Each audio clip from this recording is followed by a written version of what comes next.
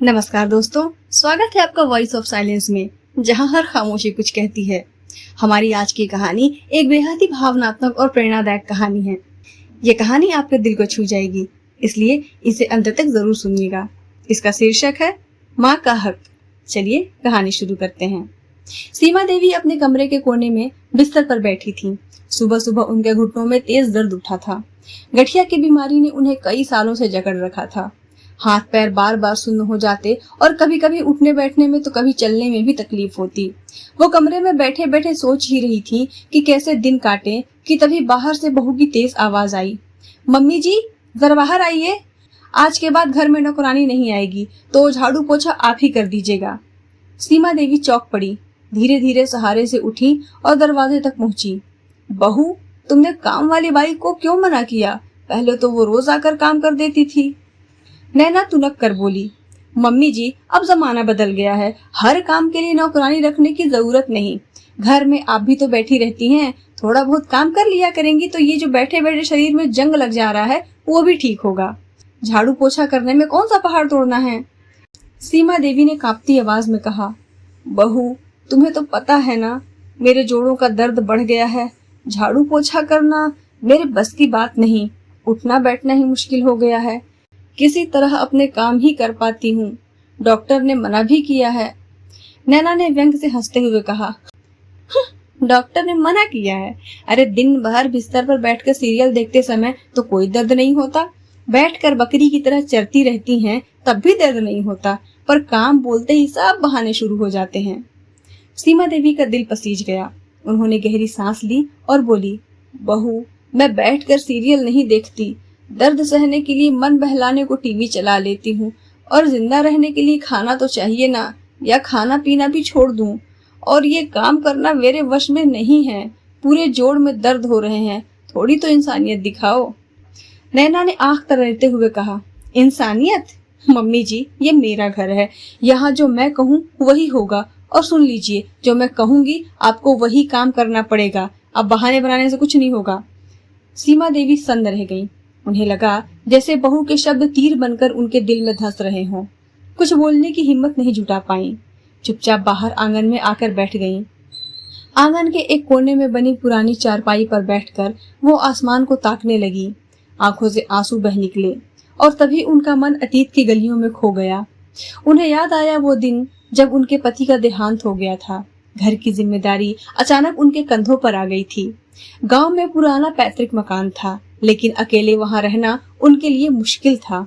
बेटा राहुल शहर में नौकरी करता था और बार बार कहता था, माँ गांव का घर अब संभालना आपके लिए मुश्किल है, यहाँ आ जाइए, हम सब साथ रहेंगे। शहर में अपना घर होगा तो आपको भी अकेलापन नहीं लगेगा। सीमा देवी ने बहुत सोच विचार किया। गांव का घर उन्हें बहुत प्रिय था। वहीं वो ब्याह कर आई थी, वहीं पति के साथ जीवन गुजारा, लेकिन बेटे का भविष्य और उसका सुख देखकर उन्होंने भारी मन से वो घर बेच दिया। गांव वालों ने आश्चर्य से पूछा भी, सीमा बहन इतना सुंदर घर क्यों बेच रही हो? सीमा देवी ने मुस्कुराते हुए कहा, अब मेरे लिए ये दीवारें अकेली हो गई हैं। मेरा सहारा अब मेरा बेटा है, उसके साथ रहना ही मेरे जीवन का सुकून है। गांव का घर बेचकर जो पैसे मिले सब उन्होंने राहुल को दे दिए। राहुल ने उन पैसों से शहर में फ्लैट खरीदा। सोचा अब बेटे बहू के साथ सुख चैन से जिंदगी गुजरेगी, लेकिन आज वही बेटा विदेश में काम करने गया था और बहू ने घर में उनका जीना मुहाल कर दिया था। आंगन में बैठी सीमा देवी की आंखों के सामने बीते सालों की तस्वीरें घूम रही थी। अचानक उनकी आंखों में आंसू बह निकले। तभी मंदिर की घंटियों की आवाज कानों में पड़ी। उन्होंने तय किया, मुझे कुछ समय भगवान के दर पर बैठना चाहिए, शायद मन को शांति मिले। वो लाठी का सहारा लेकर धीरे धीरे घर से बाहर निकल गईं और पास के मंदिर की सीढ़ियों पर बैठ गईं। वहां उनकी मुलाकात उनके ही सोसाइटी की एक लड़की रिया से हुई, जो लॉ की पढ़ाई कर रही थी। उसने सीमा देवी को देखते ही पूछा, अरे अम्मा आज बहुत दिन बाद मंदिर आई, यहाँ क्यों बैठी हो और तुम इतनी उदास क्यों हो? सीमा देवी ने नजरें चुराते हुए कहा, नहीं तो मैं कहाँ उदास हूँ। रिया ने कहा, अम्मा तुम्हारे चेहरे का भाव देख के कोई भी बता देगा कि तुम परेशान हो। चलो बताओ क्या हुआ, शायद मैं कुछ मदद कर सकूं। सीमा की आंखों में आंसू डबडबा गए। उन्होंने हिचकिचाते हुए सब कुछ बता दिया। कैसे बहू उनका अपमान करती है, कैसे घर में अब उनका कोई सम्मान नहीं बचा। रिया ने शांत स्वर में कहा, अम्मा, भागने से समाधान नहीं निकलता। जिस घर के लिए आपने पूरी जिंदगी की पूंजी दी, उस घर पर आपका भी उतना ही अधिकार है जितना आपके बेटे का। आप डरिए मत, जब भैया वापस आए तो सब उनके सामने रखिए, सच छुपाइए मत। सीमा देवी ने सिर हिलाया, मन कुछ हल्का हुआ। घर जाने का मन नहीं था, लेकिन मन मार कर गई। घर लौटने लगी। रास्ते में बहू की बातें याद आईं और फिर से जहर की तरह चुभने लगी। रिया के शब्द सीमा देवी के दिल में उतर गए, लेकिन घर लौटने पर हालात और बिगड़ गए। अब नैना और भी तानाशाही अंदाज में रहने लगी। मम्मी जी, कल के बर्तन भी आप ही धोएंगी, मैं नौकरानी को नहीं बुला रही हूँ। खर्चा क्यों बढ़ाऊं मैं? और हाँ, खाना भी वही खाइए जो मैं परोस दूं, ज्यादा मांग मत कीजिए। सीमा देवी बस बेटे राहुल के लौटने का इंतजार कर रही थी। 15 दिन बाद राहुल घर लौटा। सीमा देवी की आंखों में चमक आ गई, जैसे बरसों बाद जीवन लौट आया हो। उन्होंने बेटे को गले से लगा लिया। राहुल ने माँ के पैर छुए, थोड़ी देर बैठकर हाल चाल लिया और अंदर चला गया। नैना तुरंत खुशामद में जुट गई। देखो जी, आज आपके लिए मैंने खास राजमा चावल बनाया है। लेकिन माँ को अपने दिल का दर्द कहने का मौका ही न मिला। अगली सुबह का नाश्ता जब सामने आया तो सीमा देवी चौंक गई। उनके सामने बासी रोटियां रखी थी। उन्होंने पूछा, बहू, आज तो पोहा बनाया था ना? नैना चिढ़ते हुए बोली, वो मेरे और राहुल के लिए था, आपके लिए यही रोटी है। इस घर में कौन क्या खाएगा ये मैं तय करूंगी, और ये रोटियां फेंकी जाएंगी क्या? चुपचाप खा लीजिए।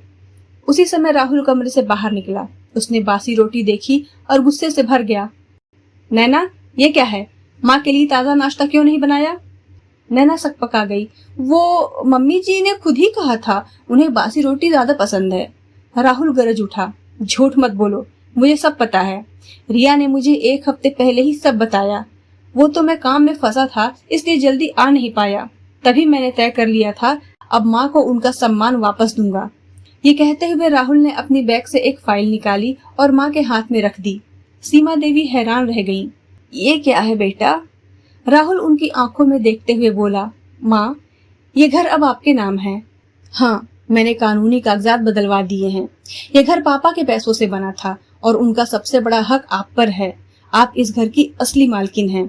अगर मेरी पत्नी आपको ताने मारे, अपमानित करे, तो आप उसे यहाँ से निकाल सकती हैं। ये घर अब सिर्फ आपका है। सीमा देवी की आंखों से आंसू बह निकले। नैना स्तब्ध रह गई। उसके पैरों तले जमीन खिसक गई। राहुल ने उसकी ओर देखा और सख्त आवाज में कहा, नैना, अब फैसला तुम्हारा है।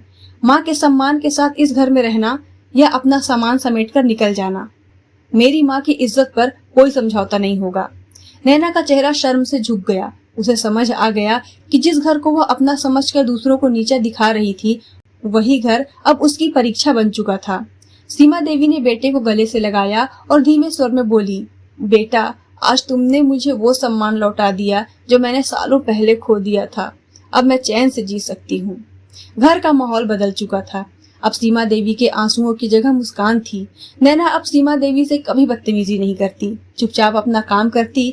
नौकरानी फिर से घर के काम के लिए आ गई थी।